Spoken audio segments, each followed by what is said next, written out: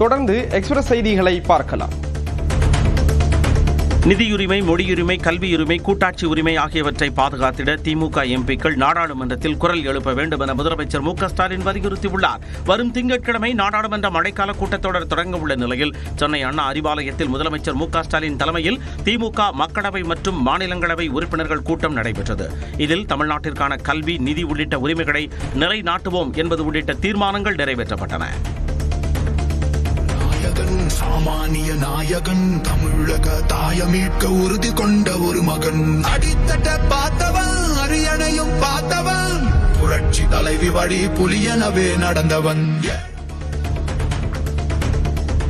திருவாரூர் மாவட்டம் நனிலம் தொகுதிக்குட்பட்ட கொள்ளுமாங்குடியில் பரப்புரைக்கு சென்ற அதிமுக பொதுச் செயலாளர் எடப்பாடி பழனிசாமி செல்லும் வழியில் வாகனத்தில் இருந்து இறங்கி விவசாய பணியாளர்களை சந்தித்தார்.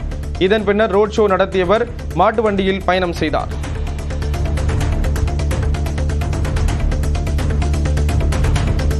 தாவேகா தலைவர் விஜயுடன் கூட்டணி தொடர்பாக பேச்சுவார்த்தை நடைபெற்று வருகிறதா என்ற கேள்விக்கு அதிமுக பொதுச் செயலாளர் எடப்பாடி பழனிசாமி மறுப்பு தெரிவிக்கவில்லை. ஆங்கில நாளேடு ஒன்றுக்கு பேட்டி அளித்துள்ள அதிமுக பொதுச் செயலாளர் எடப்பாடி பழனிசாமி திமுகவை ஆட்சியிலிருந்து அகற்றுவதற்கே பாஜகவுடன் கூட்டணி வைத்திருப்பதாக கூறினார். அதிமுகவிற்கு பெரும்பான்மை கிடைக்கவில்லை என்றால் கூட்டணி ஆட்சி அமைக்குமா என்ற வினாவிற்கு யூகத்தின் அடிப்படையிலான கேள்விக்கு பதிலளிக்க முடியாது என்று கூறினார்.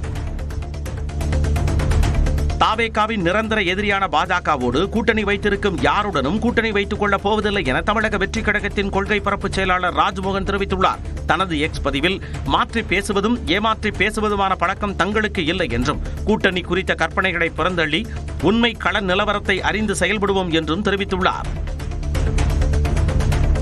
திருவள்ளூரில் 8 வயது சிறுமி பாலியல் வன்கொடுமைக்கு ஆளாக்கப்பட்ட சம்பவத்தில் 3 டிஎஸ்பிக்கள் தலைமையில் தனிப்படை அமைத்து காவல்துறையினர் விசாரித்து வருகின்றனர். கடந்த 12ஆம் தேதி பள்ளி முடிந்து வீடு திரும்பிய சிறுமியை அடையாளம் தெரியாத நபர் கடத்திச் சென்றது தொடர்பான சிசிடிவி காட்சிகள் வெளியானது. சம்பவம் நடந்து 7 நாட்களாகியும் நடவடிக்கை எடுக்கவில்லை என கூறி ஆரம்பாக்கம் காவல் நிலையத்தை சிறுமியின் உறவினர்கள் முற்றுகையிட்டனர். இந்நிலையில் 3 டிஎஸ்பிகள் தலைமையில் எஸ்பி கண்காணிப்பில் தனிப்படை அமைத்து காவல்துறையினர் விசாரணை நடத்தி வருகின்றனர். கோவையில் பள்ளி மாணவியை பாலியல் வன்கொடுமை செய்த வழக்கில் கைதான 7 பேருக்கு சாகும் வரை ஆயுள் தண்டனை விதித்து கோவை போக்சோ நீதிமன்றம் தீர்ப்பளித்துள்ளது.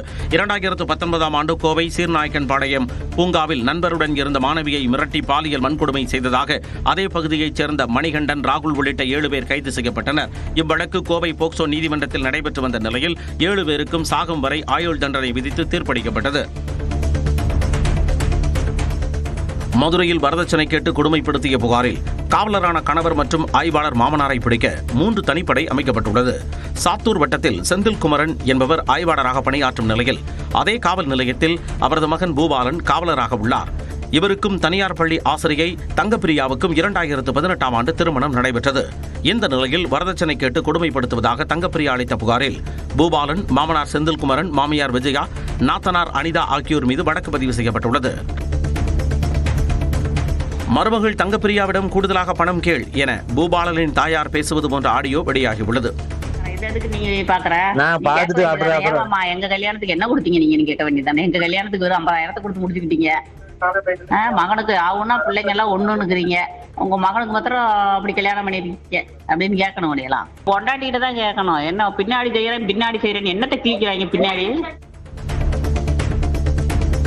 நெல்லை அருகே வீரவநல்லூரில் தனியார் பள்ளியில் மாணவர் தற்கொலை செய்து கொண்டதை கண்டித்து உறவினர்கள் சாலை மறியல் போராட்டத்தில் ஈடுபட்ட நிலையில் பள்ளி பேருந்துகளுக்கு மர்ம நபர்கள் தீ வைத்தனர்.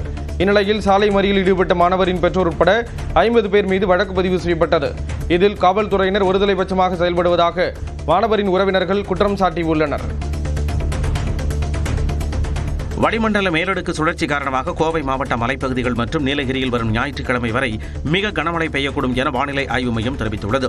தேனி, தென்காசி, திண்டுக்கல், திருவள்ளூர், ராணிப்பேட்டை மற்றும் காஞ்சிபுரத்தில் இன்று கனமழை பெய்ய வாய்ப்புள்ளதாக வானிலை ஆய்வு மையம் தெரிவித்துள்ளது. சென்னையை பொறுத்தவரை இன்றும் நாளையும் மிதமான மழை பெய்யக்கூடும் என தெரிவிக்கப்பட்டுள்ளது. 2340 இடைநிலை ஆசிரியர்களுக்கு வரும் 24ஆம் தேதி பணி ஆணை வழங்கப்படும் என பள்ளி கல்வித்துறை அமைச்சர் அன்பில் மகேஷ் தெரிவித்துள்ளார். 2011 அப்புறமேட்டு செகண்டரி கிரேட் டீச்சர்ஸ் நிரப்பக்கூடிய ஒரு நல்ல ஒரு நாளாக நம்மளோட பள்ளி கல்வித்துறையில் ஒருபடி பெருமைக்குரிய ஒரு நாளாக அந்த நாள் அமையும். கிட்டத்தட்ட 2340 டீச்சர்ஸ் அன்றைக்கி நாங்கள் அப்பாயின்ட் பண்ண போகிறோம். பீகார் மாநிலம் மோத்திகரில் பிரதமர் நரேந்திர மோடி ரோட் ஷோ மேற்கொண்டார். கிழக்கு சாம்ரன் மாவட்டத்தில் 7200 கோடி ரூபாய் மதிப்பில் முடிவுற்ற திட்டங்களை தொடங்கி வைத்ததோடு புதிய திட்டங்களுக்கு பிரதமர் மோடி அடிக்கல் நாட்டினார். முன்னதாக மோத்திகரில் திறந்தவெளி வாகனத்தில் பிரதமர் மோடி பயணம் செய்து மக்களை சந்தித்தார்.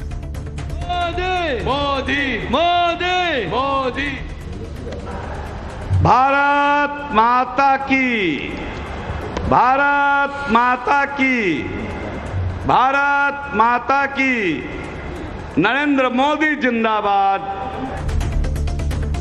காங்கிரசும் ராஷ்டிரிய ஜனதா தளமும் பிற்படுத்தப்பட்ட மக்களை வைத்து அரசியல் செய்வதாகவும் தங்கள் குடும்பத்தினரை தவிர்த்து வேறு யாருக்கும் மதிப்பு அளிப்பதில்லை எனவும் பீகாரில் நடைபெற்ற விழாவில் பேசிய பிரதமர் குற்றம் சாட்டினார். कांग्रेस और आरजेडी गरीबों, दलितों, पिछड़ों और आदिवासियों के नाम पर राजनीति करते आए हैं, लेकिन बराबरी का अधिकार तो दूर, ये परिवार से बाहर के लोगों को सम्मान तक नहीं देते.